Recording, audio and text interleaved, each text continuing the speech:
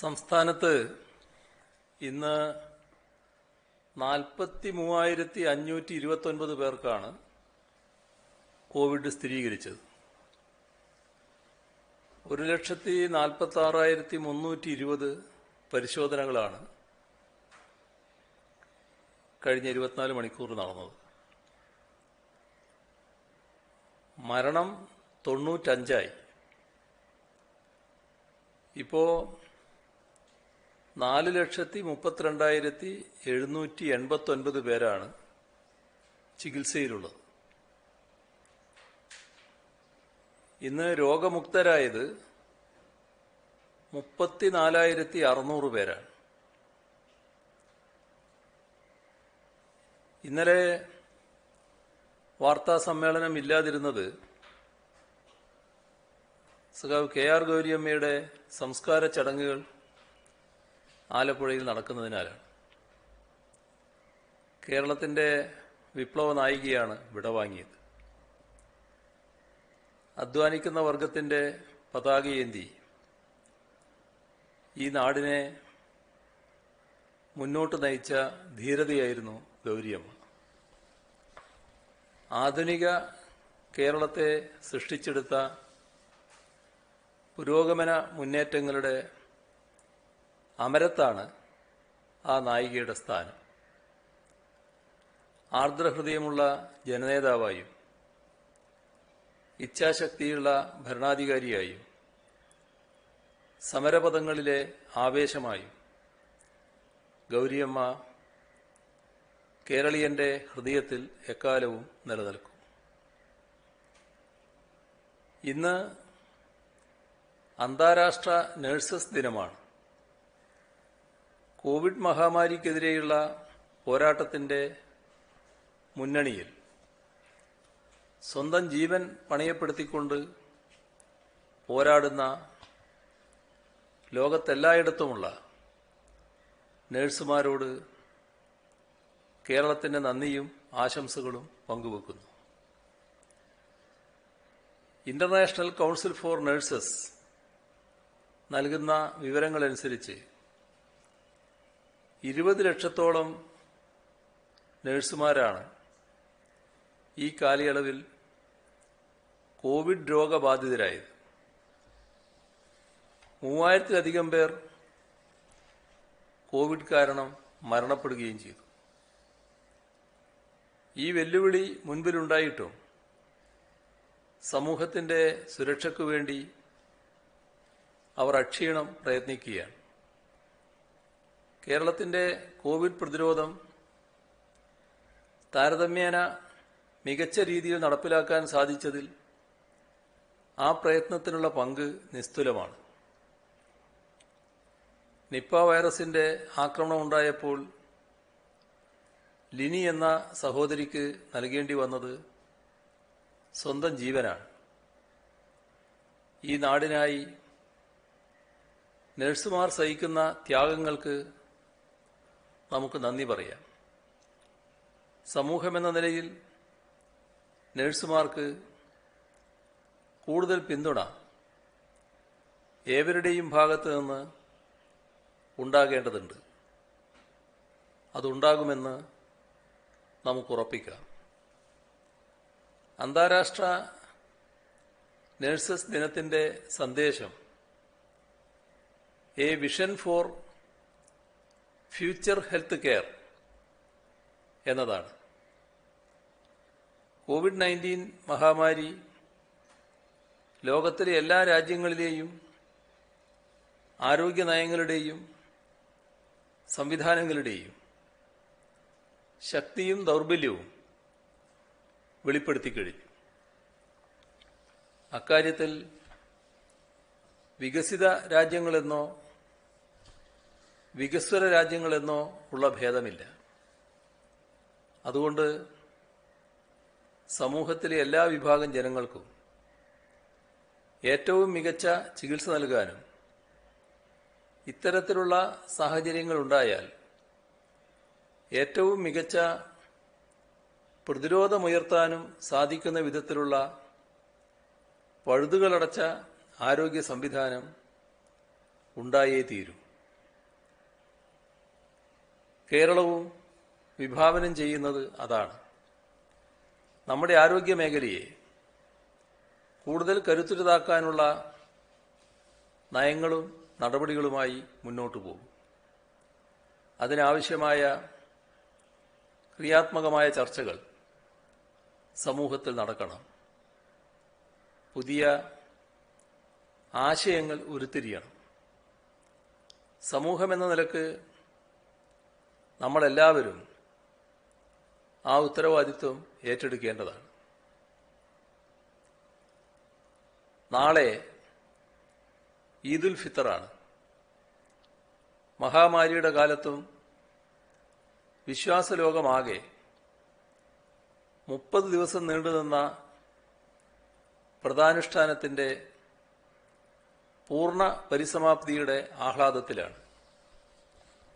ഏവർക്കും ചെറിയ പെരുന്നാൾ ആശംസകൾ. മാനവികതയുടെയും ഒരുമയുടെയും സഹാനുഭൂതിയുടെയും ദാനകർമ്മങ്ങളുടെയും ഏറ്റവും ഉത്കൃഷ്ടമായ സന്ദേശമാണ് റമദാനും ഈദുൽ ഫിത്തറും മുന്നോട്ട് വെക്കുന്നത്. മഹാവ്യാധിക്ക് മുൻപിൽ ലോകം മുട്ടുമടക്കാതെ ഒരുമയോടെ പൊരുതുമ്പോൾ അതിജീവനത്തിന്റെ ഉൾക്കരുത്ത് നേടാൻ വിശുദ്ധമാസം വിശ്വാസലോകത്തിന് കരുത്തു പകർന്നു. ഒത്തുചേരലുകളും സന്തോഷം പങ്കുവെക്കലുകളും ഏതൊരു ആഘോഷവേളകളെയും പോലെ പെരുന്നാളിനും പ്രധാനമാണ്. എന്നാൽ കൂട്ടം ചേരലുകൾ നമ്മെ അപകടത്തിലാക്കുന്ന കാലത്ത് ആഘോഷങ്ങൾ കുടുംബത്തിൽ തന്നെയാകണം. പെരുന്നാൾ നമസ്കാരം വീടുകളിൽ തന്നെ നിർവഹിച്ച് വ്രതകാലത്ത് കാണിച്ച കരുതൽ പെരുന്നാൾ ദിനത്തിലും കാത്തു സൂക്ഷിക്കാൻ എല്ലാവരും തയ്യാറാകണം. റമദാൻ മാസക്കാലത്ത് കോവിഡ് നിയന്ത്രണങ്ങൾ പൂർണ്ണമായും പാലിച്ചുകൊണ്ടുള്ള വ്രതാനുഷ്ഠാനവും പ്രാർത്ഥനകളുമാണ് നടന്നത്.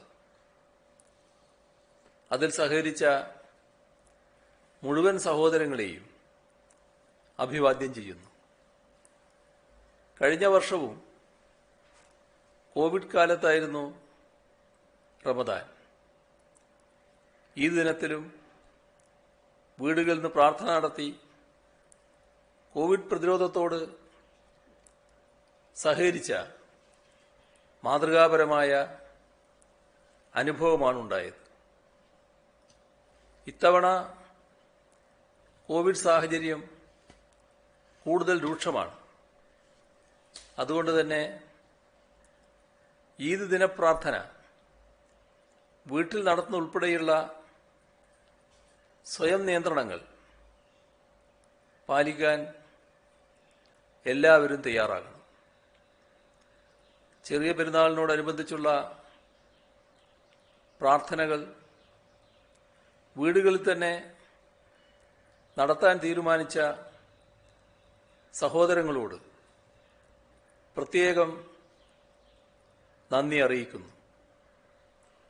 വ്രതാനുഷ്ഠാനത്തിലൂടെ ആർജിച്ച സ്വയം നവീകരണം മുൻപോട്ടുള്ള ജീവിതത്തിലും കുടുംബത്തിനും സമൂഹത്തിനും ഒരുപോലെ പ്രയോജനപ്പെടുന്നതാകണം.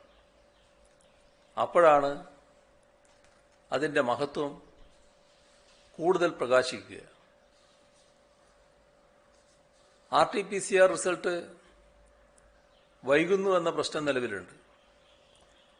മികച്ച ഫലം നൽകുന്ന ആന്റിജൻ കിറ്റുകൾ ഇപ്പോൾ ലഭ്യമാണ്. ആന്റിജൻ ടെസ്റ്റിൽ നെഗറ്റീവായവരിൽ രോഗം സംശയിക്കുന്നവർക്ക് മാത്രം RT-PCR നടത്തുന്നതാവും ഈ ഘട്ടത്തിൽ പ്രായോഗികം. ICMR-ന്റെ പുതിയ മാർഗനിർദ്ദേശം ഇതുമായി ബന്ധപ്പെട്ട് ഇറങ്ങിയിട്ടുണ്ട്. സംസ്ഥാനത്തിന് പുറത്തുനിന്ന് വരുന്ന റെയിൽവേ യാത്രക്കാർ യാത്ര പുറപ്പെടുന്നതിന് 72 മണിക്കൂർ മുൻപുള്ള RT-PCR നെഗറ്റീവ് സർട്ടിഫിക്കറ്റ് കരുതണമെന്ന് നിഷ്കർഷിച്ചിട്ടുണ്ട്. പെരുന്നാളിനോടനുബന്ധിച്ച് ഇറച്ചിക്കടകൾക്ക് രാത്രി 10 മണിവരെ പ്രവർത്തിക്കാം.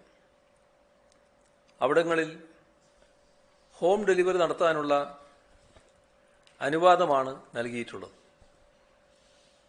ആശുപത്രികളിലെ വൈദ്യുതി വിതരണം തടസ്സമില്ലാതെ മുന്നോട്ട് പോകേണ്ടതുണ്ട്. ആശുപത്രികൾ എമർജൻസി ഇലക്ട്രിക് സപ്ലൈ ഉറപ്പാക്കണം. അതിതീവ്ര മഴക്കും ഇടിമിന്നലിനും സാധ്യതയുള്ള ദിവസങ്ങളാണ് മുന്നിലുള്ളത്. അതുകൊണ്ട് ഇക്കാര്യത്തിൽ പ്രത്യേക ശ്രദ്ധ പുലർത്താൻ KSEBിക്കും നിർദ്ദേശം നൽകിയിട്ടുണ്ട്. ഓക്സിജൻ ഉൽപാദനശേഷി വർദ്ധിപ്പിക്കാനുള്ള നടപടികൾ വേഗത്തിൽ പൂർത്തീകരിക്കാൻ നിർദ്ദേശിച്ചു. ഓക്സിജൻ ഉപയോഗിക്കുന്നിടങ്ങളിൽ ഓക്സിജൻ ഓഡിറ്റ് ഫയർഫോഴ്സ് നേതൃത്വത്തിൽ നടക്കുന്നുണ്ട്. ആശുപത്രികളിൽ തീപിടുത്തം ഒഴിവാക്കാനുള്ള നിർദ്ദേശങ്ങളും നൽകിയിട്ടുണ്ട്. ഇവിടെ സാധാരണഗതിയിൽ PWDയും ഫയർഫോഴ്സും മറ്റും നടത്തുന്ന പരിശോധനയ്ക്ക് പുറമെ എല്ലാ ആശുപത്രികളിലെയും ഇലക്ട്രിക് വൈദ്യുതി വിതരണവുമായി ബന്ധപ്പെട്ട പ്രശ്നങ്ങൾ ഇലക്ട്രിക്കൽ ഇൻസ്പെക്ടറേറ്റ് പ്രത്യേക ശ്രദ്ധയോടെ പരിശോധിക്കണം എന്നുകൂടി തീരുമാനിച്ചിട്ടുണ്ട്. 18നും 45നും ഇടക്ക് വയസ്സുള്ളവർക്ക് ഓർഡർ ചെയ്ത വാക്സിൻ അവർക്ക് തന്നെ നൽകും. ഇക്കാര്യത്തിൽ ഒരുപാട് മുൻഗണന ആവശ്യം വരുന്നുണ്ട്. എല്ലാവർക്കും വാക്സിൻ നൽകുക എന്നുള്ളത് തന്നെയാണ് സർക്കാരിന്റെ നയം.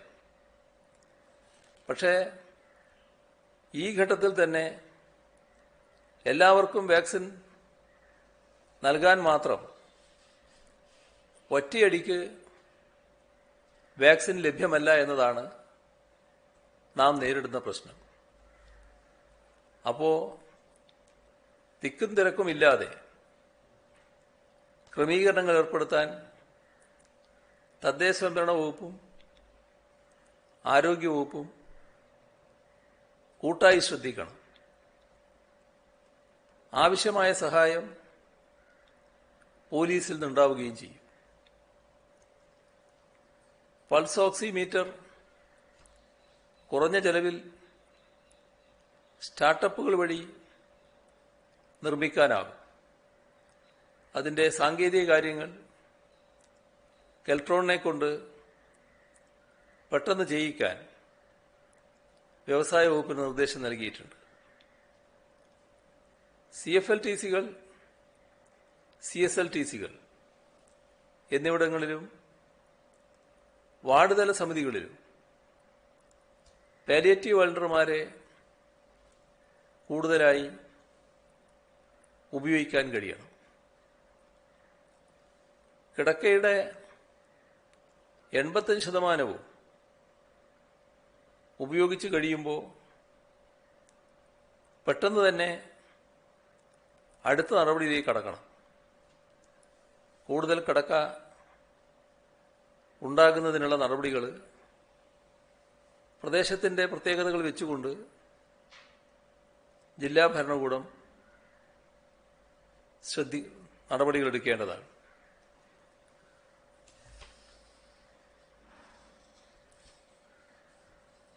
അതേപോലെ തന്നെ ആശുപത്രികളിലെ സൗകര്യം, അതുമായി ബന്ധപ്പെട്ട് രോഗികളുടെ അഡ്മിഷൻ അടക്കമുള്ള കാര്യങ്ങൾ, അത്തരം കാര്യങ്ങളിൽ ചില പ്രശ്നങ്ങൾ ഉയർന്നു വരുന്നുണ്ട്.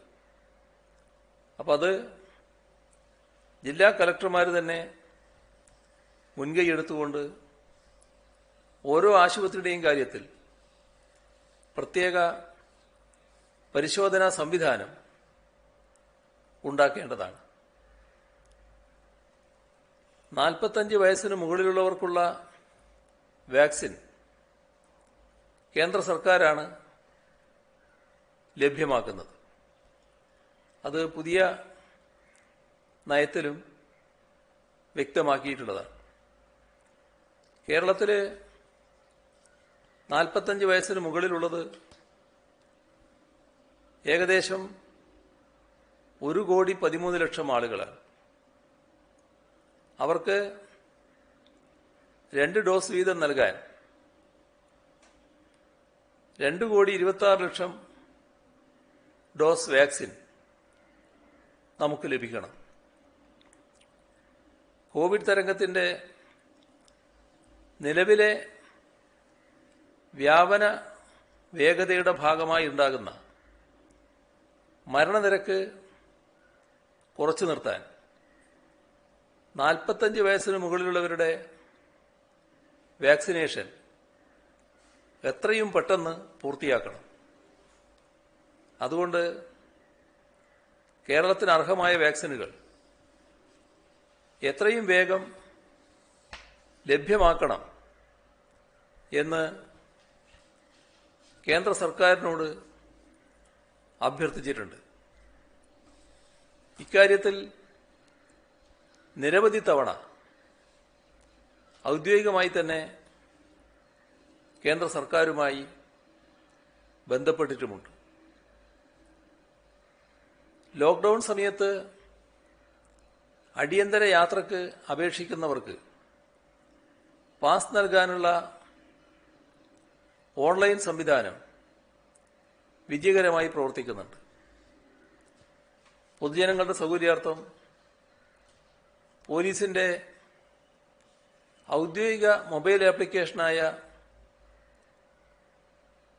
പോൽ ആപ്പിൽ ഇതിൽ കൂടി ഓൺലൈൻ പാസിന് അപേക്ഷിക്കാൻ സംവിധാനം ഏർപ്പെടുത്തിയിട്ടുണ്ട്. പോൽ പാസ് എന്ന പുതിയ സംവിധാനം വഴി ലഭിക്കുന്ന പാസിന്റെ സ്ക്രീൻഷോട്ട് പരിശോധനാ സമയത്ത് കാണിച്ചാൽ മതിയാവും. ദിവസവേതന തൊഴിലാളികൾ, വീട്ടുജോലിക്കാർ, ഹോം നഴ്സുമാർ തുടങ്ങിയവർക്ക് ലോക്ക്ഡൌൺ തീരുന്നതുവരെ കാലാവധിയുള്ള പാസിനായി അപേക്ഷിക്കാം. വളരെ അത്യാവശ്യമുള്ള കാര്യങ്ങൾക്ക് മാത്രമേ ഓൺലൈൻ പാസിനായി അപേക്ഷിക്കാവൂ എന്ന് വീണ്ടും അഭ്യർത്ഥിക്കുകയാണ്. ആശുപത്രികളിലും മറ്റും ചികിത്സക്ക് പോകുന്നവർക്ക് സത്യവാങ്മൂലം പൂരിപ്പിച്ച് കൈവശം കരുതി യാത്ര ചെയ്യാവുന്നതാണ്. ഇതിനായി പോലീസിന്റെ ഇ പാസിന് അപേക്ഷിക്കേണ്ട ആവശ്യമില്ല. തിരിച്ചറിയൽ കാർഡ് കയ്യിലുണ്ടായിരിക്കണം. 75 വയസ്സിന് മുകളിൽ പ്രായമുള്ളവർ ചികിത്സക്കായി പോകുമ്പോൾ ഡ്രൈവറെ കൂടാതെ 2 സഹായികളെ കൂടി ഒപ്പം യാത്ര ചെയ്യാൻ അനുവദിക്കും. അപൂർവമാണെങ്കിലും ചില സ്ഥലങ്ങളിൽ 18 വയസ്സിന് താഴെയുള്ള കുട്ടികളെ മാസ്ക് ധരിക്കാതെ പൊതുനിരത്തിൽ കാണുന്നുണ്ട്.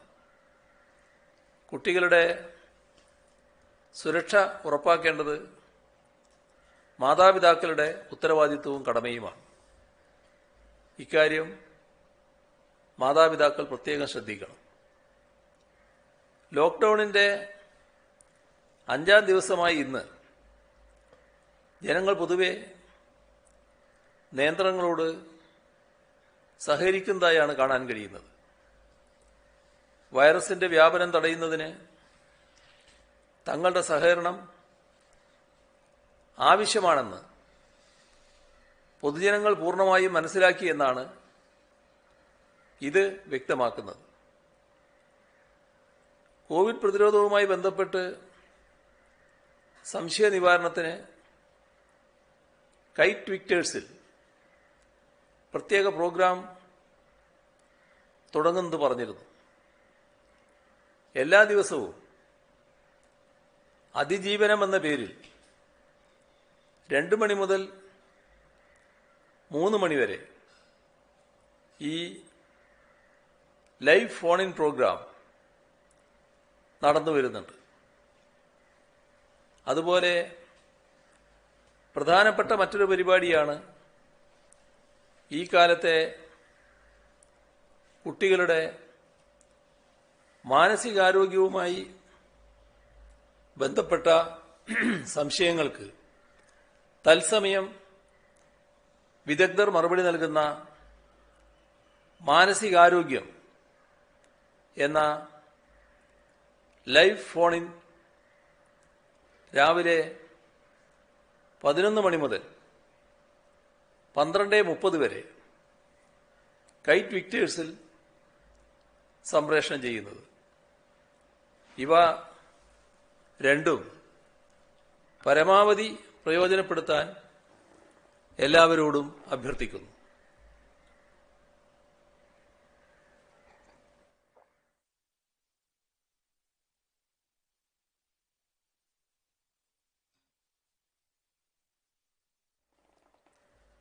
കഴിഞ്ഞ 24 മണിക്കൂറിനുള്ളിൽ സംസ്ഥാനത്ത് മാസ്ക് ധരിക്കാത്ത 10,581 പേർക്കെതിരെ കേസ് രജിസ്റ്റർ ചെയ്തു.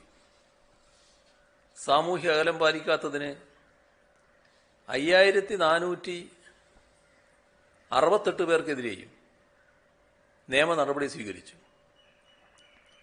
പിഴയായി 34,59,500 രൂപയാണ് ഈ കഴിഞ്ഞ ദിവസം ഈടാക്കിയത്. ഇസ്രയേലിൽ കൊല്ലപ്പെട്ട ഇടുക്കി കീരിത്തോട് സ്വദേശിനി സൗമ്യ സന്തോഷിന്റെ മൃതദേഹം എത്രയും വേഗം നാട്ടിലെത്തിക്കാനുള്ള നടപടികൾ സംസ്ഥാന സർക്കാർ സ്വീകരിച്ചു വരികയാണ്. അതിനായി ഇസ്രയേലിലെ ഇന്ത്യൻ അംബാസഡർ സഞ്ജീവ് സിംഗ്ലയുമായി നോർക്കയുടെ principal secretary Shri K Elangovan ബന്ധപ്പെട്ടിട്ടുണ്ട്. അവിടുത്തെ പ്രാദേശിക ഭരണ സംവിധാനവുമായി ഇന്ത്യൻ എംബസി ബന്ധപ്പെട്ട് കഴിഞ്ഞിട്ടുണ്ട് എന്ന് അംബാസഡർ അറിയിക്കുകയും ചെയ്തു. സൗമ്യയുടെ അകാല വിയോഗത്തിൽ കുടുംബത്തിന് ആശ്വാസമേകാൻ ഉതകുന്ന വിധത്തിൽ നഷ്ടപരിഹാരം നേടിയെടുക്കാൻ വേണ്ട നടപടികൾ കൈക്കൊള്ളണമെന്നും ആവശ്യപ്പെട്ടിട്ടുണ്ട്. സൗമ്യയുടെ കുടുംബത്തിൻ്റെയും സുഹൃത്തുക്കളുടെയും ദുഃഖത്തിൽ പങ്കുചേരുന്നു. ആദരാഞ്ജലികൾ അർപ്പിക്കുന്നു. തെക്ക് കിഴക്കൻ അറബിക്കടലിൽ 2021 മെയ് 14 ഒരു ന്യൂനമർദ്ദം രൂപപ്പെടാൻ സാധ്യതയുണ്ടെന്നും അത് ശക്തി പ്രാപിച്ച് ഒരു ചുഴലിക്കാറ്റായി മാറിയേക്കാമെന്നും കേന്ദ്ര കാലാവസ്ഥാ വകുപ്പ് മുന്നറിയിപ്പ് നൽകിയിട്ടുണ്ട്. ന്യൂനമർദ്ദത്തിന്റെ പ്രതീക്ഷിക്കപ്പെടുന്ന സഞ്ചാരപഥത്തിൽ നിലവിൽ കേരളമില്ല. എന്നാൽ കേരളത്തിൽ ശക്തമായ കാറ്റിനും മഴയ്ക്കും സാധ്യതയുണ്ട്. മെയ് 14-15 തീയതികളിൽ അതിശക്തമായ മഴയ്ക്കുള്ള സാധ്യതയുമാണുള്ളത്. സർക്കാർ സംവിധാനങ്ങളോട് പൂർണ്ണതോതിൽ സജ്ജരാവാൻ നിർദ്ദേശം നൽകിയിട്ടുണ്ട്. സംസ്ഥാന ദുരന്ത നിവാരണ അതോറിറ്റിയുടെ സ്റ്റേറ്റ് എക്സിക്യൂട്ടീവ് കമ്മിറ്റി യോഗം ചേർന്ന് സ്ഥിതി വിലയിരുത്തി. കേന്ദ്ര രക്ഷാസേനകളുടെയും മറ്റ് ബന്ധപ്പെട്ട വകുപ്പുകളുടെയും യോഗം വിളിച്ച് മഴക്കാലപൂർവ്വ തയ്യാറെടുപ്പ് അവലോകനം ചെയ്തു. കേന്ദ്ര കാലാവസ്ഥാ വകുപ്പ്, ദേശീയ ദുരന്ത പ്രതികരണ സേന, കരസേന, വായുസേന, നാവികസേന, കോസ്റ്റ് ഗാർഡ്, BSF, CRPF, അഗ്നിരക്ഷാസേന, പോലീസ്, ആരോഗ്യവകുപ്പ്, തദ്ദേശ സ്ഥാപനങ്ങൾ എന്നിവയെല്ലാം പങ്കെടുത്തു. വായുസേന ഇത്തവണ ഒരു ഹെലികോപ്റ്റർ തിരുവനന്തപുരത്ത് സ്റ്റേഷൻ ചെയ്യാം എന്നറിയിച്ചിട്ടുണ്ട്. മഴയുടെ തോത് സാധാരണയോ കൂടുതലോ ആയിരിക്കാനാണ് സാധ്യത എന്ന് കാലാവസ്ഥാ വകുപ്പ് അറിയിച്ചു. മെയ് 13 അറബിക്കടൽ കൂടുതൽ പ്രക്ഷുബ്ധമാകും. ഈ രീതിയിലാണ് പ്രവചനമുള്ളത്. ഇന്ന് അർദ്ധരാത്രി 12 മണി മുതൽ കേരള തീരത്ത് മത്സ്യബന്ധനം പൂർണ്ണമായി നിരോധിക്കുകയാണ്. ദുരന്ത നിവാരണ അതോറിറ്റിയുടെ അറിയിപ്പ് ലഭിക്കുന്നതുവരെ ആരും കടലിൽ പോകാൻ പാടുള്ളതല്ല. നിലവിൽ ആഴക്കടൽ മത്സ്യബന്ധനത്തിൽ ഏർപ്പെട്ടുകൊണ്ടിരിക്കുന്ന മത്സ്യത്തൊഴിലാളികൾക്ക് എത്രയും പെട്ടെന്ന് തൊട്ടടുത്തുള്ള സുരക്ഷിത തീരത്ത് എത്തിച്ചേരണമെന്ന നിർദ്ദേശം നൽകിയിട്ടുണ്ട്. ന്യൂനമർദ്ദം രൂപപ്പെടുന്ന ഘട്ടത്തിൽ കടലാക്രമണം ശക്തിപ്പെടാനുള്ള സാധ്യതയുമുണ്ട്. അപകടകരമായ അവസ്ഥയിൽ തീരപ്രദേശങ്ങളിൽ താമസിക്കുന്നവരെ ആവശ്യമായ ഘട്ടത്തിൽ സുരക്ഷിതമായ ക്യാമ്പുകളിലേക്ക് മാറ്റാൻ നിർദ്ദേശം നൽകി. തീരദേശത്തുള്ള തദ്ദേശ സ്വയംഭരണ സ്ഥാപനങ്ങളും റവന്യൂ ഉദ്യോഗസ്ഥരും ഈ കാര്യങ്ങൾക്ക് നേതൃത്വം നൽകും. വേനൽ മഴയോടനുബന്ധിച്ച് ലഭിച്ചുകൊണ്ടിരിക്കുന്ന ഇടിമിന്നലോടുകൂടിയ മഴയും കാറ്റും ന്യൂനമർദ്ദ രൂപീകരണത്തിന്റെയും ഇന്ത്യൻ മഹാസമുദ്രത്തിലെ മാഡൻ ജൂലിയൻ എന്നറിയപ്പെടുന്ന കാലാവസ്ഥാ പ്രതിഭാസത്തിന്റെയും പശ്ചാത്തലത്തിൽ കൂടുതൽ ശക്തി പ്രാപിക്കുന്ന സാഹചര്യമാണുള്ളത്. ഉച്ചതിരിഞ്ഞുള്ള ശക്തമായ ഇടിമിന്നലും മഴയും അടുത്ത ദിവസങ്ങളിലും തുറന്നേക്കും. ശക്തമായ മഴ ലഭിക്കുന്ന സാഹചര്യത്തിൽ നഗരങ്ങളിലും താഴ്ന്ന പ്രദേശങ്ങളിലും വെള്ളക്കെട്ടും ചെറിയ വെള്ളപ്പൊക്കങ്ങളും രൂപപ്പെടാൻ സാധ്യതയുണ്ട്. കാറ്റിൽ മരങ്ങൾ കടപുഴകി വീണോ, ശക്തമായ മഴ തുടരുന്ന സാഹചര്യത്തിൽ മലയോര മേഖലയിൽ മണ്ണിടിച്ചൽ മൂലമോ അപകടങ്ങൾ ഉണ്ടാവാനും സാധ്യതയുള്ളതിനാൽ പ്രത്യേകം ജാഗ്രത പുലർത്താൻ എല്ലാവരും ശ്രദ്ധിക്കണം. അതിശക്തമായ മഴയും കാറ്റും സംസ്ഥാനത്തുണ്ടാകാൻ സാധ്യതയുള്ളതിനാൽ കോവിഡ് ചികിത്സ ലഭ്യമാക്കുന്ന മുഴുവൻ ആശുപത്രികളിലും ഓക്സിജൻ പ്ലാന്റുകളിലും വൈദ്യുതി വിതരണം തടസ്സമില്ലാതെ ലഭ്യമാക്കാൻ അടിയന്തര നടപടി സ്വീകരിക്കാൻ ആരോഗ്യവകുപ്പിനും വൈദ്യവകുപ്പിനും നിർദ്ദേശം നൽകി. ജില്ലാ ദുരന്ത നിവാരണ അതോറിറ്റികൾ ഈ കാര്യം ഉറപ്പാക്കും. അടിയന്തര സാഹചര്യങ്ങളിൽ പ്രവർത്തിപ്പിക്കാൻ മുഴുവൻ ആശുപത്രികളിലും ജനറേറ്ററുകൾ സ്ഥാപിക്കാനും നിർദ്ദേശിച്ചു. വൈദ്യബന്ധത്തിൽ തകരാറുകൾ വരുന്ന മുറക്ക് യുദ്ധകാലാടിസ്ഥാനത്തിൽ പരിഹാരം കണ്ടെത്താനുള്ള തയ്യാറെടുപ്പുകൾ, ആവശ്യമായ ടാസ്ക് ഫോഴ്സുകൾ തുടങ്ങിയവ വൈദ്യവകുപ്പ് മുൻകൂട്ടി സജ്ജമാക്കി നിർത്തിയിട്ടുണ്ട്. ന്യൂനമർദ്ദത്തിന്റെ രൂപീകരണവും വികാസവും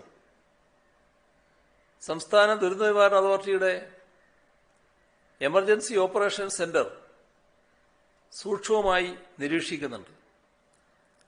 തുടർ വിവരങ്ങൾ യഥാസമയം പൊതുജനങ്ങളെ അറിയിക്കും. നിർദ്ദേശങ്ങൾ കർശനമായി പാലിക്കണം. ജില്ലാ ദുരന്ത നിവാരണ അതോറിറ്റികളുടെ കൺട്രോൾ റൂമുകൾ 24 മണിക്കൂറിലും പ്രവർത്തിക്കുന്നുണ്ട്. 1077 എന്ന ടോൾ ഫ്രീ നമ്പറിൽ ഇഒസിയുമായി ബന്ധപ്പെടാവുന്നതാണ്. ദുരിതാശ്വാസ നിധിയിലേക്കുള്ള സഹായം നല്ല രീതിയിൽ തന്നെ പ്രവഹിക്കുന്നുണ്ട്. കേരള സംസ്ഥാന വൈദ്യുതി റെഗുലേറ്ററി കമ്മീഷൻ 1 കോടി രൂപ, കൊല്ലം നഗരസഭ 1 കോടി, പയ്യന്നൂർ നഗരസഭ 15 ലക്ഷം, എരമം കുറ്റൂർ സർവീസ് സഹകരണ ബാങ്ക് ജീവനക്കാരുടെ വിഹിതം ഉൾപ്പെടെ 11,59,800 രൂപ, കാസർഗോഡ് സർവീസ് സഹകരണ ബാങ്ക് 11,52,150 രൂപ, നടക്കൽ സർവീസ് സഹകരണ ബാങ്ക് ജീവനക്കാരുടെ വിഹിതം ഉൾപ്പെടെ 11,42,611 രൂപ, കോഴിക്കോട് ടൗൺ സർവീസ് സഹകരണ ബാങ്ക് 11,42,000, കൊല്ലം ഉമയനെല്ലൂർ സർവീസ് സഹകരണ ബാങ്ക് 11,05,001 രൂപ, കുറുമാത്തൂർ സർവീസ് സഹകരണ ബാങ്ക് 11 ലക്ഷം, തളിപ്പറം ബ്ലോക്ക് പഞ്ചായത്ത് 10 ലക്ഷം, മാടായി റൂറൽ സഹകരണ ബാങ്ക് 10 ലക്ഷം, മുല്ലക്കൊടി സർവീസ് സഹകരണ ബാങ്ക് 10 ലക്ഷം, അടൂർ നഗരസഭ 10 ലക്ഷം, കൊല്ലം തൊടിയൂർ സർവീസ് സഹകരണ ബാങ്ക് 10 ലക്ഷം, സംസ്ഥാന വനിതാ വികസന കോർപ്പറേഷൻ 10 ലക്ഷം, കേരള ഫയർ സർവീസ് അസോസിയേഷൻ സംസ്ഥാന കമ്മിറ്റി 9,30,000 രൂപ, പനത്തടി സർവീസ് സഹകരണ ബാങ്ക് 8,50,000 രൂപ, പട്ടുവം സർവീസ് സഹകരണ ബാങ്ക് ജീവനക്കാരുടെ വീതം ഉൾപ്പെടെ 8 ലക്ഷം രൂപ, പാറക്കടവ് സർവീസ് സഹകരണ ബാങ്ക് 7,18,000 രൂപ, ചീമേനി സർവീസ് സഹകരണ ബാങ്ക് 7,76,000 രൂപ, വടക്കുംപുറം സർവീസ് സഹകരണ ബാങ്കും ഡയറക്ടർമാരും 7,39,758 രൂപ, Tagore memorial higher secondary school Vellora 6,59,882 രൂപ, ആലപ്പുഴ മുഹമ്മ AB വിലാസം സ്കൂൾ 6,34,058 രൂപ, ഓസ്ട്രേലിയയിലെ മലയാളി സംഘടന നവോദയ 5,38,600 രൂപ, കയ്യൂർ സർവീസ് സഹകരണ ബാങ്ക് 5,20,200 രൂപ, ഭരണിക്കാവ് സർവീസ് സഹകരണ ബാങ്ക് ആദ്യ ഗഡു 5 ലക്ഷം രൂപ, ആധാരം എഴുത്ത് അസോസിയേഷൻ ആദ്യ ഗഡു 5 ലക്ഷം. ജനതാ ചാരിറ്റബിൾ സൊസൈറ്റി വെള്ളൂർ 5 ലക്ഷം. പെരിങ്ങോം ഗ്രാമപഞ്ചായത്ത് 5 ലക്ഷം. എരമംകുറ്റൂർ ഗ്രാമപഞ്ചായത്ത് 5 ലക്ഷം. പെരിങ്ങോം സർവീസ് സഹകരണ ബാങ്ക് 5 ലക്ഷം. അഗ്രികൾച്ചർ കോളേജ് എംപ്ലോയീസ് സൊസൈറ്റി 5 ലക്ഷം. ദേശീയ സമ്പാദ്യ പദ്ധതി ഏജൻസ് അസോസിയേഷൻ സമാഹരിച്ച 4,72,300 രൂപ. കോട്ടയം അതിരമ്പുഴ പണ്ടാരക്കളം ഫാമിലി അസോസിയേഷൻ 2 ലക്ഷം. ചിക്കോട് വനിതാ സഹകരണ സംഘം അവിടുത്തെ ജീവനക്കാരും 1,08,500 രൂപ. ബ്രണ്ണൻ കോളേജിൽ വിരമിച്ച അധ്യാപക ദമ്പതികൾ പ്രൊഫസർ വി രവീന്ദ്രനും പ്രൊഫസർ ഇന്ദിര ടി.പിയും 1 ലക്ഷം രൂപ വീതം. വേങ്ങര സോഷ്യൽ ഫോറം 1 ലക്ഷം. SUT ഹോസ്പിറ്റലിലെ ഡോക്ടർ ഉണ്ണികൃഷ്ണ മേനോൻ 1 ലക്ഷം രൂപ. കവി പ്രഭാവർമ്മ 1 ലക്ഷം. മാവേലിക്കര 600 മംഗലം മാങ്കാങ്കുഴി സർവീസ് സഹകരണ ബാങ്ക് 1 ലക്ഷം. Thirumala Devinagar J Rajamma memorial charitable trust 1 ലക്ഷം. മടിക്കൈ പഞ്ചായത്ത് വനിതാ സർവീസ് സഹകരണ ബാങ്ക് 1 ലക്ഷം. സർവീസ് സഹകരണ സംഘം 1 ലക്ഷം. പയ്യന്നൂർ ഏറിയ ചെങ്കൽ ഉൽപാദക ഉടമ ക്ഷേമ സംഘം 1,50,000.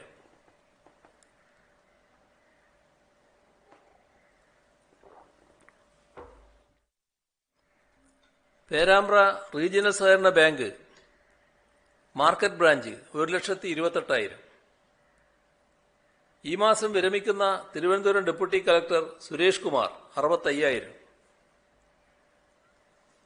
തൊടുപുഴ ഒളമറ്റം കണ്ടോത്തമ്മാൾ ജോസഫിന്റെ 98ാം ജന്മദിനാഘോഷത്തിന് കരുതി വച്ചിരുന്ന തുകയായ 50,000 രൂപ കുടുംബം കൈമാറിയിട്ടുണ്ട്. ചെറുവത്തൂരിലെ നവദമ്പതികളായ ജിനിത്ത് ജിജീന സ്വർണമോതിരം. വളവന്നൂർ പഞ്ചായത്തിലെ കന്മനം അഭയം ചാരിറ്റബിൾ ട്രസ്റ്റ് 54,250 രൂപ. രാജസൂയം ഓഡിറ്റോറിയം വെള്ളായണി 51,000 രൂപ. കൊല്ലം കരിക്കോട് ദാറുൽ ഫിൽദൌസിയിൽ MS സുബൈറും കുടുംബവും സക്കാത്ത് നൽകാനായി കരുതി വെച്ച 50,000 രൂപ. ചെത്തുതൊഴിലാളി union Mattannur range 50,000. Malappattam Chulliyad Navodaya charitable society 50,000. BEFI മുൻ സംസ്ഥാന vice president A. Ajayan 50,000. Kannur ജില്ലാ government pleader and public prosecutor BP ശശീന്ദ്രനും ഭാര്യ KG മീരയും ചേർന്ന് 50,000 രൂപ. വലിയമല LPSCയിലെ ISRO സ്റ്റാഫ് അസോസിയേഷൻ ആദ്യ ഗഡു 50,000 രൂപ. Kerala state service pensioners union Aragamukal unit 30,000 രൂപ. കൊല്ലം സ്നേഹതീരം വാട്സപ്പ് കൂട്ടായ്മ 25,000 രൂപ. പാപ്പനംകോട് സ്വദേശി P. വേലായുധംപിള്ള 25,000 രൂപ. Kollam Avaneeswaram APPM vocational higher secondary school 25,000 രൂപ. മട്ടന്നൂർ പഴശ്ശി മുണ്ടോറപ്പൊയിലെ നവവധൂവരന്മാരായ അപർണയും ഹരിത്തും 25,000. കൈമനം സർവശ്രീയിൽ അൻവിത ലക്ഷ്മി 25,000. മാതമംഗലം CK കുഞ്ഞൻ മാസ്റ്ററുടെ മരണാനന്തര ചടങ്ങുകൾ ഒഴിവാക്കി കുടുംബം 25,000 രൂപ നൽകി. ഓട്ടോമൊബൈൽ എംപ്ലോയീസ് യൂണിയൻ 21,250 രൂപ. മലപ്പുറം കോട്ടക്കൽ സ്വദേശി ആലീസ് ടീച്ചർ 20,000 രൂപ. Settu Saheb memorial charitable trust Makkaraparamba chairman Kunhahammed 25,000. CPIM Chala local committee അംഗം ഉണ്ണിയുടെയും DYFI ബ്ലോക്ക് കമ്മിറ്റി അംഗം ആര്യയുടെയും വിവാഹ ചടങ്ങുകൾ ഒഴിവാക്കി 25,000 രൂപ. റാന്നി മുക്കാലുമൺ സ്വദേശി PK ശശിധരൻ 25,000 രൂപ. കവിയും സാമൂഹ്യ പ്രവർത്തകനുമായ R പലേരി 25,000 രൂപ. തളിപ്പറമ്പ് ചപ്പാരപ്പടവ് ഗ്രാമപഞ്ചായത്തിൽ 13-ാം വാർഡ് കുടുംബശ്രീ ADS 21,500 രൂപ. റാന്നി ചെല്ലക്കാട് സ്വദേശി AO കുഞ്ഞിമോൻ 10,000 രൂപ. യോഗ അസോസിയേഷൻ ഓഫ് കേരളയുടെ ജോയിന്റ് സെക്രട്ടറി ഗോപൻ 10,000 രൂപ. AV കൗസു പാച്ചക്കര 10,000. വാഴപ്പള്ളി പൂവത്തുമുട്ടിൽ ജോബിന, ജ്യോത്സ്ന എന്നിവർ 10,000 രൂപ. ചങ്ങനാശ്ശേരി ചീരഞ്ചിറയിലെ നവവധൂവരന്മാരായ പ്രശാന്തും സേതുലക്ഷ്മിയും 10,000. Lionel Messi fans of Kerala 10,200. Umayanellur Samriddhi കർഷക സമിതി 10,000. കരൾമാറ്റ ശസ്ത്രക്രിയയ്ക്ക് വിധേയനായി ആശുപത്രിയിൽ കഴിയുന്ന തിരുവനന്തപുരം കരമന സ്വദേശി നൂറുദ്ദീൻ 10,000. തിരുവനന്തപുരം വീരണകാവ് KV മെഡിക്കൽസ് ഉടമ ജയചന്ദ്രൻ 10,000. തിരുവനന്തപുരത്ത് തന്നെ കുറ്റിച്ചൽ കുന്നുംപുറത്ത് വീട്ടിൽ രാജേന്ദ്രൻ നായർ 10,000. ബക്കളം അയ്യൻകോവിലിൽ അന്തരിച്ച കുഞ്ഞാമിന ഉമ്മയുടെ സ്മരണാർത്ഥം മകൾ ഷക്കീല 10,000. ചൂളിയാട് തലക്കോട് ഉദയ സ്വയം സഹായ സംഘം 7,000. ഡോക്ടർ N അജയൻ കൂടൽ 5,000 രൂപ.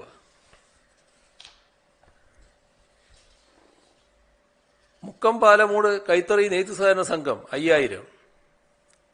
Palakkad Koonathara GVHSS national service scheme വളണ്ടിയർമാർ 5,001 രൂപ. പോക്ലാശ്ശേരി രതീഷ് മഞ്ജു ദമ്പതിമാരുടെ മകൻ പ്രിയദർശൻ 4,458 രൂപ. മണക്കാട് കല്ലടിമുഖത്ത് വീട്ടിൽ വൈദേഹി രാജേഷ്, നവമി സുനീഷ് എന്നിവർ ചേർന്ന് 4,147 രൂപ. ക്ലായിക്കോട് മുഴക്കോത്തെ 6 വയസ്സുകാരൻ മാനസ്, സഹോദരൻ ഇഷാൻ എന്നിവർ 2,611 രൂപ. റാന്നി മുക്കാലുമൺ സ്വദേശി VS സുരേഷ് 2,000 രൂപ. ഇത്രയും വിവരങ്ങളാണ് ഇന്ന് പങ്കുവെക്കാനുള്ളത്.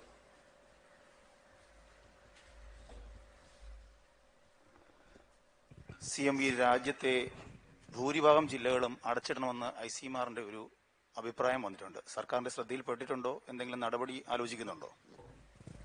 ICMR-ന്റെ അത്തരം ശുപാർശകൾ ദേശീയ തലത്തിൽ ബാധകമായിട്ടുള്ളതാണ്.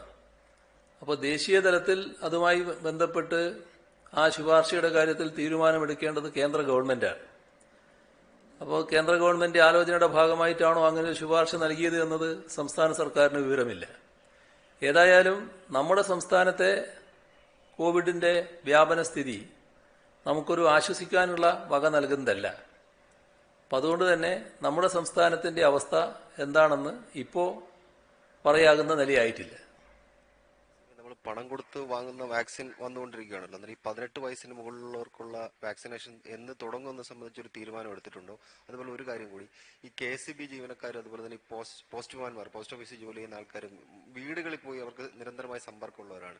അവരെ മുൻഗണനാ പട്ടികയിൽ ഉൾപ്പെടുത്തുമോ എന്ന് ചോദിച്ച് നിരവധി കോളുകൾ ഓഫീസിലേക്കും മറ്റും വരുന്നുണ്ട്. അതിന്റെ ഒരു പ്രതികരണം. ഈ 18 വയസ്സിന് മുകളിലുള്ളവരിൽ ഏറ്റവും മുൻഗണന അർഹിക്കുന്നത് ഇപ്പോൾ മറ്റ് രോഗങ്ങളുള്ളവരാണ്. ആ മറ്റ് രോഗങ്ങളുള്ളവരുടെ കാര്യത്തിൽ പെട്ടെന്ന് തന്നെ കൊടുത്തു തുടങ്ങും. ഇപ്പോൾ വാക്സിൻ എത്തിയതിന്റെ സാഹചര്യത്തിൽ പെട്ടെന്ന് നൽകാനുള്ള നടപടികൾ സ്വീകരിക്കും. ബാക്കി കാര്യങ്ങൾ ക്രമീകരിച്ചുകൊണ്ടിരിക്കുകയാണ്. അതിനകത്ത് പിന്നെ നൽകേണ്ടത് ഈ പറഞ്ഞ മുൻഗണനാ വിഭാഗത്തിലുള്ളവർക്കാണ്.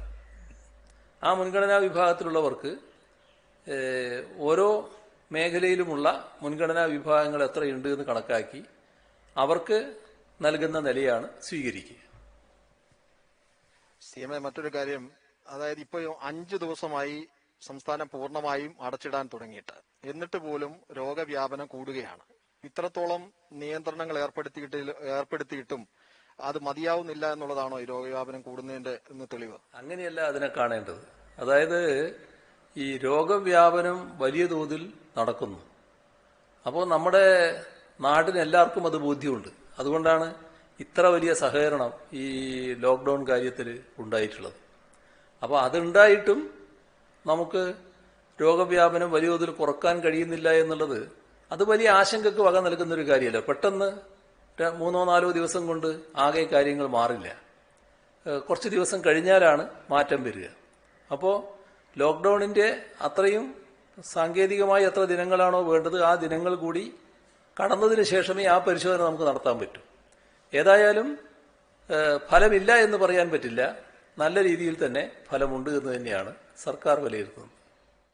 CME കഴിഞ്ഞ ആദ്യഘട്ടത്തിൽ കോവിഡ് വ്യാപനത്തിന്റെ ആദ്യഘട്ടത്തിൽ സ്കൂളിൽ അടച്ചപ്പം തൊട്ട് അങ്ങോട്ട് ചോദിക്കുന്ന ചോദ്യമാണ് ഈ സ്വകാര്യ സ്കൂളുകളുടെ ഫീസ് കൊള്ള. ഇപ്പോഴും ഈ LKG UKG ക്ലാസ്സുകൾക്ക് പോലും പ്രൊഫഷണൽ കോളേജുകൾ വാങ്ങുന്ന ഫീസ് വാങ്ങുന്ന സ്ഥാപനങ്ങൾ ഇപ്പോഴും ഉണ്ട്.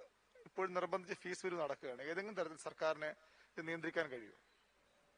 ആ കാര്യത്തിൽ സാധാരണഗതിയിൽ അമിതമായ ഫീസ് ഈടാക്കുന്ന ഒരു രീതി ശരിയായിട്ടുള്ളതല്ല. ഇപ്പോൾ കുട്ടികൾക്ക് അവിടെ പ്രവേശനവുമില്ല. അപ്പോൾ അതുമായി ബന്ധപ്പെട്ട് വിദ്യാഭ്യാസ വകുപ്പ് ആവശ്യമായ നടപടി സ്വീകരിക്കാൻ നിർദ്ദേശിക്കാം. CME ഭീമ കൊറഗേവ് കേസിൽ അറസ്റ്റിലായ ഹനി ബാബുവിന്റെ ഭാര്യ, അവർക്ക് കണ്ണിന് വലിയ പ്രശ്നമായി വരികയാണ്. അപ്പം അങ്ങയുടെ ശ്രദ്ധയിൽ അടിയന്തരമായി നമ്മുടെ ഒരു ഇടപെടൽ റൊവാന അങ്ങയോട് ആവശ്യപ്പെട്ടതായി കേൾക്കുന്നു. അതിൽ സംസ്ഥാന സർക്കാർ എന്തെങ്കിലും ചെയ്യാൻ കഴിയുമോ? മഹാരാഷ്ട്ര സർക്കാരുമായി ആലോചിച്ചോ മറ്റോ ഏതെങ്കിലും രീതിയിലൊരു ഇടപെടൽ? സാധാരണ നമുക്കറിയാലോ ഇത് സംബന്ധിച്ച് നമുക്ക് ചെയ്യാൻ കഴിയുന്നതിൽ പരിമിതികളുണ്ട് എന്നുള്ളത്. ഏതായാലും കത്ത് കിട്ടിയിട്ടുണ്ട്. അവര് മുംബൈയിലെ തലോജ ജയിലിലാണ് ഇപ്പോൾ കഴിയുന്നത്. ഔദ്യോഗിക തലത്തിൽ അക്കാര്യം അന്വേഷിച്ച് സാധ്യമായ എല്ലാ നടപടിയും സ്വീകരിക്കുക തന്നെ ചെയ്യും. CMA ഈ കർഷകരുടെ ഉൽപ്പന്നങ്ങൾ ഇപ്പോൾ വിറ്റഴിക്കാൻ കഴിയാത്തൊരു സാഹചര്യമാണ്. വിപണികളൊന്നുമില്ല. അതേസമയം തന്നെ ഈ പച്ചക്കറി ഉൾപ്പെടെ കൂടുതൽ സാധനങ്ങൾ ഇപ്പോൾ ഉൽപ്പാദിപ്പിക്കുന്നുമുണ്ട്. അത് ഏറ്റെടുക്കാൻ കഴിഞ്ഞ തവണത്തെ പോലെ എന്തെങ്കിലും ഒരു സംവിധാനം ഇത്തവണ ഉണ്ടാകുമോ? തീർച്ചയായും അത്തരം കാര്യങ്ങൾ സ്വാഭാവികമായും സർക്കാർ പരിശോധിച്ച് നടപടികളെടുക്കും. CMA ദീർഘകാല അവധിയെടുത്ത ആരോഗ്യ പ്രവർത്തകർ നേരത്തെ സർക്കാരിന്റെ മുന്നറിയിപ്പിനെ തുടർന്ന് തിരിച്ച് സർവീസിൽ കയറാൻ താല്പര്യം പ്രകടിപ്പിച്ചവരുണ്ട്. അവർക്ക് പലർക്കും സർവീസിൽ തിരിച്ചു കയറാൻ പറ്റിയിട്ടില്ല എന്ന പരാതിയുണ്ട്. അവരെ ഈ സാഹചര്യത്തിൽ തിരിച്ചെടുക്കാൻ സാധിക്കുമോ? അത് 2 തരക്കാരുണ്ട്. സാധാരണഗതിയിൽ സർക്കാർ സർവീസിലേക്ക് തിരിച്ചു വരുന്നതിന് യാതൊരു തടസ്സവും ഇല്ലാത്തവരുണ്ട്. എന്നാൽ സർക്കാർ സർവീസിൽ തിരിച്ചു വരാൻ വേണ്ടിയുള്ള സമയത്ത് ആ സമയം ഉപയോഗിക്കാതെ അവർക്ക് സമയം വന്നപ്പോൾ വന്നവരുണ്ട്. അവരെ കാര്യം സർക്കാർ പരിഗണിക്കുമെന്ന് തോന്നുന്നില്ല. ഇപ്പോൾ കൂടുതൽ ആൾക്കാർ ചോദിക്കുന്നത് ഈ ലോക്ക്ഡൌണിന്റെ നിലവിൽ നിശ്ചയിച്ച ഡേറ്റിനപ്പുറം നീട്ടാനുള്ള സാധ്യതയുണ്ടോ എന്നുള്ളതാണ്. മറ്റൊന്ന്, ഈ റേഷൻ കട വ്യാപാരികൾ അവരുടെ സുരക്ഷയെ ചൊല്ലി വലിയ ആശങ്ക പ്രകടിപ്പിക്കുകയും ചെയ്യുന്നുണ്ട്. അല്ല, ലോക്ക്ഡൌൺ കാര്യത്തിൽ ഞാൻ പറഞ്ഞല്ലോ, എൻ്റെ ഇത്രയും നേരത്തെ സംസാരത്തിൽ അതിനുള്ള മറുപടിയുണ്ട്. അതിന്റെ സാങ്കേതികമായ തീരുമാനം അതിന്റെ അവസാന ഘട്ടത്തിൽ മാത്രമേ ഉണ്ടാവൂ. ഏതായാലും നമ്മൾ ഇപ്പോൾ ലോക്ക്ഡൌണിലാണ്. ഇനി ലോക്ക്ഡൌൺ നീട്ടുന്നൊരു ഘട്ടം വരുന്നുണ്ടെങ്കിൽ അതിന് പ്രത്യേക ഒരുക്കങ്ങളുടെ ആവശ്യമില്ല എന്നർത്ഥം. അതുകൊണ്ട് തന്നെ പ്രത്യേകമായൊരു ഒരുക്കത്തിന് കുറച്ച് ദിവസങ്ങൾ മാറ്റിവെക്കേണ്ട കാര്യമില്ല. അപ്പം അതുമായി ബന്ധപ്പെട്ട് അവസാന ഘട്ടത്തിൽ അതിന്റെ വിലയിരുത്തൽ നടത്തി എന്താണോ തീരുമാനം ആ തീരുമാനം അറിയിക്കാം.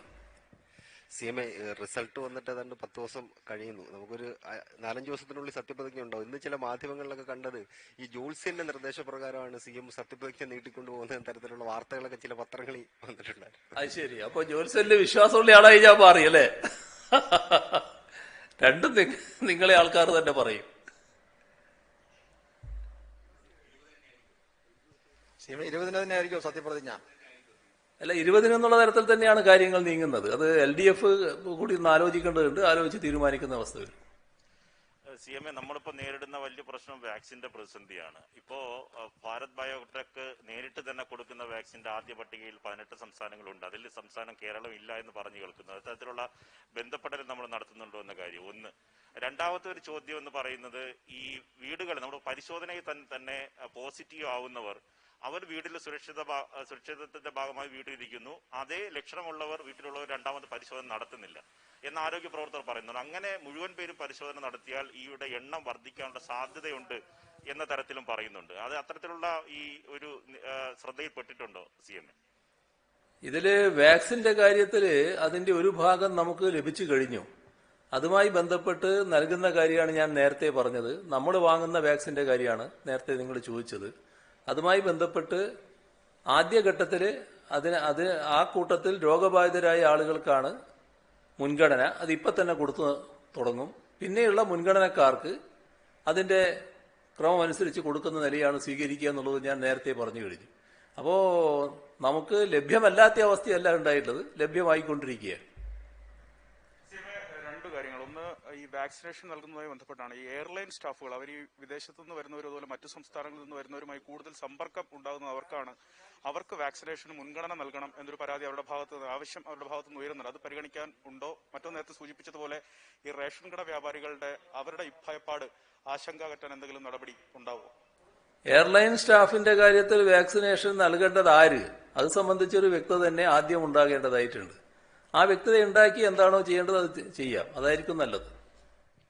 CMA 20-ന് സത്യപ്രതിജ്ഞ ചെയ്യുന്ന മുഴുവൻ പുതിയ ടീമായിരിക്കുമോ? ചർച്ചകൾ നടക്കാൻ പോകുന്നുണ്ടെങ്കിൽ കൂടി ഒരു മൊത്തത്തിലൊരു മാറ്റം ഉണ്ടാവും? ഒന്നും പറയാൻ ഇപ്പൊ കഴിയില്ല. അതല്ലേ ഞാൻ നേരത്തെ പറഞ്ഞു, നിങ്ങളെ അവസരമാണ് ഇത്. നിങ്ങൾക്ക് നല്ലതുപോലെ ഊഹിക്കാനും ഭാവനയനുസരിച്ച് കൊടുക്കാനും ഒക്കെ പറ്റുന്നൊരു ഘട്ടമാണിത്. CMA, ഈ കോവിഡിന്റെ ആദ്യഘട്ടം മുതൽ മുന്നണി പോരാളികളായി പ്രവർത്തിക്കുന്ന ഉദ്യോഗസ്ഥരിൽ കൂടുതലധികം പേർ ഈ മാസം വിരമിക്കുന്നുണ്ട്. അപ്പൊ ഇത് ഏതെങ്കിലും തരത്തിൽ സർക്കാരിന്റെ പ്രതിരോധ പ്രവർത്തനങ്ങളെ ബാധിക്കുമെന്ന് കരുതുന്നുണ്ട്? അത്തരത്തിൽ തോന്നുന്നില്ല. നമ്മള് വിരമിക്കൽ എന്ന് പറയുന്നത് സാധാരണ നിലക്ക് സർവീസിന്റെ ഭാഗമായിട്ട് വരുന്നൊരു കാര്യമാണല്ലോ. പക്ഷേ കോവിഡ് പ്രതിരോധ കാര്യത്തിൽ വിരമിച്ചവരെയും നമ്മൾ അതിന്റെ ഭാഗമാക്കി മാറ്റുന്നുണ്ട്. അതെന്ത് വേണമെന്നുള്ളത് പിന്നീട് ആലോചിക്കാം. CMA, ഈ ബാങ്ക് പ്രവർത്തിക്കുന്നത് ഒന്നിടവിട്ട് ആക്കിയിട്ടുണ്ടല്ലോ. സ്വകാര്യ ബാങ്കുകളിലെ ജീവനക്കാർക്ക് ഈ ഒന്നിടവിട്ടുള്ള, അതായത് വർക്ക് ചെയ്യുന്ന ദിവസത്തെ ശമ്പളം മാത്രമേ നൽകുള്ളൂ എന്ന് പറഞ്ഞതായി ജീവനക്കാർ പരാതി പറയുന്നുണ്ട്. മാത്രവുമല്ല, ഈ സർക്കാർ ജീവനക്കാരിലെ ദിവസവേതനക്കാർക്ക് ഈ പോകാത്ത ദിവസത്തെ ശമ്പളം കൂടി കൊടുക്കുന്ന കാര്യത്തിൽ എന്തെങ്കിലും ഉണ്ടോ? അങ്ങനെ കൊടുക്കില്ല എന്നുപോലും പറഞ്ഞിട്ടുണ്ടോ? അത്തരം പ്രശ്നങ്ങൾ പ്രത്യേകം പരിശോധിക്കുക എന്താണെന്നുള്ളത്. എന്റെ ശ്രദ്ധയിൽ അത്തരം ഒരു കാര്യമില്ല. ആദ്യഘട്ടത്തിൽ ഈ രോഗവ്യാപനം ഉയർന്നപ്പോഴും മരണനിരക്ക് വളരെ കുറവായിരുന്നു എന്നുള്ളതായിരുന്നു നമ്മുടെ ഒരു അഭിമാനം. എന്നാൽ ഇപ്പോൾ മരണനിരക്ക് ഉയർന്നു വരുന്ന ഒരു സാഹചര്യം, ഒപ്പം തന്നെ ഈ ചെറുപ്പക്കാരായിട്ടുള്ള ആൾക്കാർ കൂടുതൽ മരിക്കുന്നത് ഈ വാക്സിന്റെ കുറവ് മൂലം തന്നെ എന്ന് പറയാൻ പറ്റൂ? ആവർത്തിച്ച് ഞാൻ പറഞ്ഞുകൊണ്ടിരുന്നൊരു കാര്യമുണ്ട്. നമ്മുടെ ആരോഗ്യവകുപ്പ് അടക്കം നൽകിയ റിപ്പോർട്ടുകളുടെ അടിസ്ഥാനത്തിലാണല്ലോ ഞാൻ സംസാരിക്കുന്നത്. അതെന്താണ്? രോഗം കൂടുതൽ ആളുകളിലേക്ക് പടരുന്ന അവസ്ഥയുണ്ടാകുമ്പോൾ മരണനിരക്കും കൂടാൻ സാധ്യതയുണ്ട് എന്നുള്ളതാണ് നേരത്തെ മുതലേ പറയുന്നത്. ആ തോതിലുള്ള ഒരു മരണനിരക്കാണ് ഇപ്പോഴും സംഭവിച്ചത്. നമ്മുടെ വല്ലാത്തൊരു മരണനിരക്കിലേക്ക് ഇപ്പോഴും പോയി എന്ന് പറയാൻ പറ്റില്ല. പക്ഷേ ഈ നിരക്ക് തന്നെ നമ്മളെ വേദനിപ്പിക്കുന്നതാണ്. അത് നമുക്ക് നല്ല രീതി അല്ല എന്ന് തന്നെയാണ് കാണുന്നത്. അതെങ്ങനെയൊക്കെ കുറച്ചു കൊണ്ടുവരാൻ പറ്റുമെന്നുള്ളതിലാണ് തീവ്രശ്രമം നടത്തിക്കൊണ്ടിരിക്കുന്നത്. ഞാൻ ആദ്യം ഈ ചോദ്യം ഉന്നയിച്ചായിരുന്നു. അതായത് ഒരാൾക്ക് ടെസ്റ്റ് പോസിറ്റീവ് ആയി കഴിഞ്ഞാൽ ആ വീട്ടിലുള്ളവർ അതേ ലക്ഷണമുള്ളവർ പരിശോധിക്കുന്നില്ല എന്ന് ആരോഗ്യ രംഗത്തുള്ളവർ പറയുന്നു. അവർ മുഴുവൻ പേരും പരിശോധിച്ചാൽ ഈ ദിനം ഉണ്ടാകുന്ന പോസിറ്റീവ് ആവുന്നവരുടെ എണ്ണം വർദ്ധിക്കുമെന്ന് പറയുന്ന കാര്യങ്ങൾ അതൊന്നും ശരിയല്ല. ഇത് ഇന്ന് നമ്മളെല്ലാവരും ഇപ്പോ നിങ്ങളെപ്പോലെ തന്നെ ബോധമുള്ള ആളാണ് നിങ്ങളെ അടുത്തിരിക്കുന്നയാൾ. ഇപ്പൊ നിങ്ങള് വീട്ടിലൊരാൾക്ക് കോവിഡ് പോസിറ്റീവ് ആയാൽ നിങ്ങൾ പരിശോധിക്കാതിരിക്കുമോ?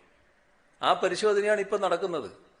ഇപ്പൊ എന്റെ അനുഭവം പറഞ്ഞാൽ, എന്റെ മകൾക്ക് പോസിറ്റീവ് ആയതുകൊണ്ടാണ് ഞാൻ പരിശോധിക്കാൻ പോയത്. എനിക്ക് ഒരു ലക്ഷണവും ഉണ്ടായിരുന്നില്ല. ഞാൻ നേരത്തെ പറഞ്ഞില്ലേ നിങ്ങളോട്, ഒരു ലക്ഷണവും ഉണ്ടായിരുന്നില്ല. ആശുപത്രി കിടക്കുമ്പോഴും ഒന്നുമില്ല, പക്ഷേ പോസിറ്റീവായിരുന്നു. അപ്പോൾ ആ തരത്തിലാണ് നമ്മുടെ നാട് നീങ്ങിക്കൊണ്ടിരിക്കുന്നത്. അത് ഞാനൊരാൾ മാത്രം ചെയ്യുന്നതല്ല, നാട്ടിലെ പൊതുവിൽ എല്ലാവരും ചെയ്യുന്നതാണ്. ഒറ്റപ്പെട്ട കേസ് ഉണ്ടെങ്കിൽ അത് പ്രത്യേകമായിട്ട് നമുക്ക് പരിശോധിക്കാം. അതിനാണ് നമ്മൾ ഇത്തരം കാര്യങ്ങൾ പറയുന്നത്, ബന്ധപ്പെട്ടവരെല്ലാം പരിശോധിക്കണമെന്നുള്ളത്. നല്ല രീതിയിലുള്ള സഹകരണവും അതിനനുസരിച്ചിട്ടുള്ള പ്രവർത്തനങ്ങളുമാണ് പൊതുവെ നടന്നുകൊണ്ടിരിക്കുന്നത്. ഒരു കാര്യം കൂടി സോഷ്യൽ മീഡിയയിൽ ഉയരുന്ന ഒരു വിമർശനമാണ് അങ്ങയുടെ ശ്രദ്ധയിൽപ്പെടുത്തുന്നത്. അതായത് ഈ സംസ്കാര ചടങ്ങുകളിലെ ആളെണ്ണത്തിന്റെ കാര്യത്തിൽ ഈ വലിയ തോതിലുള്ള വിമർശനം ഉയരുന്നുണ്ട്. അതായത് കഴിഞ്ഞ ദിവസം ഗൗരിയമ്മയുടെ സംസ്കാര ചടങ്ങുകളിൽ 300 പേർക്ക് അനുമതി നൽകിയെങ്കിൽ പോലും അതിലും കൂടുതൽ ആളുകൾ ആ സംസ്കാര ചടങ്ങിൽ ഒരു അകലവും പാലിക്കാതെയാണ് അവിടെ നിന്നത്. അവരെ നിയന്ത്രിക്കാൻ ആരും ഉണ്ടായിരുന്നില്ല. മാത്രമല്ല ബാലകൃഷ്ണപിള്ളയുടെ സംസ്കാര ചടങ്ങിൽ ഇതുപോലെ തന്നെ സംഭവിച്ചു. അതേസമയം സാധാരണക്കാരുടെ കാര്യത്തിൽ ഒരു നിശ്ചിത ആളുകൾ മാത്രം 20 പേര് മാത്രം അവിടെ പരിശോധനയ്ക്ക് ഉദ്യോഗസ്ഥർ എത്തുകയും ചെയ്യുന്നു. അപ്പൊ സാധാരണക്കാർക്ക് ഒരു നീതിയും രാഷ്ട്രീയക്കാർക്ക് മറ്റൊരു നീതിയും എന്നുള്ള തരത്തിലുള്ള ഒരു വിമർശനം സോഷ്യൽ മീഡിയയിൽ വലിയ തോതിൽ ഉയരുന്നുണ്ട്. ഇതില് ഈ നമ്മുടെ ഒരു കുടുംബത്തിൽ ഒരാള് മരണപ്പെട്ടാൽ ആ മരണത്തിൽ പങ്കെടുക്കുക എന്നുള്ളത് കൊണ്ടാണ് 20 എന്നുള്ള മട്ടിൽ ചുരുക്കുന്ന ഒരു നിലയുണ്ടായത്. അത് 20 നിൽക്കില്ല എന്ന് കണ്ടതുകൊണ്ടാണ് ഇവിടെ ഒരു 300 പേരെങ്കിലും ആവട്ടെ എന്ന് നിലവെച്ചത്. കാരണം നാട്ടിൽ ധാരാളം പേരാണ് ഇതൊരു സ്വന്തം കുടുംബാംഗത്തെ പോലെ ഗൗരിയമ്മയൊക്കെ കാണുന്നത്. അവര് അവസാന ഒരു ആദരവ് അർപ്പിക്കാൻ വേണ്ടി വരിക എന്നുള്ളത് നമ്മുടെ നാടിന്റെ ദീർഘകാലത്തെ ഒരു സംസ്കാരത്തിനനുസരിച്ച് ചെയ്തു വരുന്നൊരു കാര്യമാണ്. അതിന്റെ ഭാഗമായി ഉള്ള നടപടിക്ക് വലിയ തടസ്സം വേണ്ട എന്നുള്ളത് കൊണ്ടാണ് 300 പേരെന്ന നമ്പർ നിശ്ചയിച്ചു കൊടുത്തത്. അത് കഴിയാവുന്നത്ര പാലിക്കാൻ തന്നെയാണ് സർക്കാർ ശ്രമിച്ചു വന്നിട്ടുള്ളത്. എന്നാൽ ആളുകൾ അവരുടെ വികാരത്തിനനുസരിച്ച് തള്ളിക്കയറുന്ന നിലയുണ്ടായിട്ടുണ്ടാവും. അവിടെ മറ്റൊരു നടപടിയിലൂടെ, അതായത് ഒരു ബലപ്രയോഗത്തിലൂടെ അവരെ നിയന്ത്രിക്കുന്നത് നിങ്ങൾ